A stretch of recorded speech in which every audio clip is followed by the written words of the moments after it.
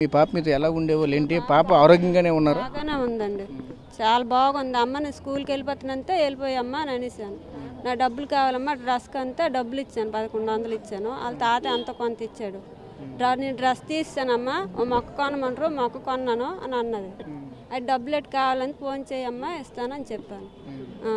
బాగున్నామంతా బాగున్నాను. నన్ను పొద్దుగట్లు కూడా ఫోన్ చేసి అమ్మ బాగున్నామంతా, నేను బాగున్నామ్మా మీరు తినేసి పడుకోండి అన్నది. తెల్లవరకు అని ఫోన్ చేస్తుంది, మరి అత్తడం లేదు.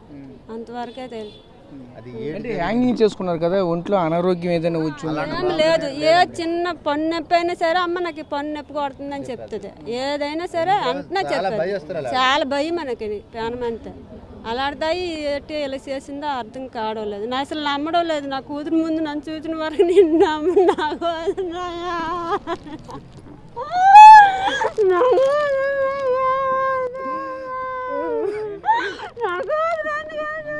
మీరు చెప్పండి. పిల్లలు ఒకటే చెప్తున్నారు, ఒకవైపు ఆల్రెడీ మేము చూసాము, ఆల్రెడీ పిల్లలకి ఆల్రెడీ ఇన్ఫర్మేషన్ చేసాము, ఉదయం కూడా ఒంట్లో బాగోలేదని చెప్పేసి అయితే ఉండిపోయారు అంటున్నారు.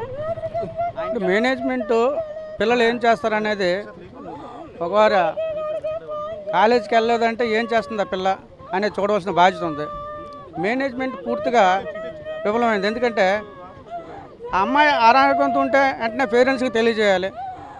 అలాగే చచ్చిపోయిన తర్వాత ఇంతవరకు మేనేజ్మెంట్ ఆ బంధువులకు తెలియజేయకపోవడం అనేది విచారకరం. అసలు మేనేజ్మెంట్ ఏం చేస్తుంది, హాస్టల్లో పిల్లలు ఏ రకంగా చూస్తుంది అనేది మనకు అర్థమవుతుంది.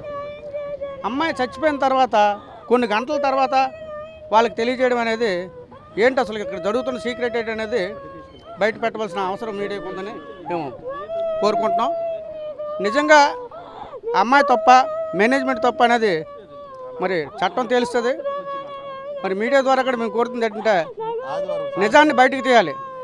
అమ్మాయి ఏ విధంగా చనిపోయింది, అసలు మేనేజ్మెంట్ తప్పు పూర్తిగా కనిపిస్తుంది. ఎందుకంటే అమ్మాయి లోపల ఉందనుకోండి, ఎందుకు లోపల ఉంది మరి చెక్ చేయాలి కదా.